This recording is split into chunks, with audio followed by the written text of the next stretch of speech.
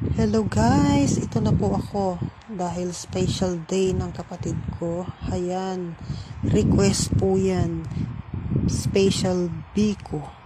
Ayan, 2 talyasi po yan, sunod-sunod na lang sila dyan. Ayan, sige, halo ang lola nyo. Kala nyo madali yan, no? Kala nyo lang. Pero ang braso ko dyan, ngawit na yan. Halos manigas-nigas na dyan. Sobrang init.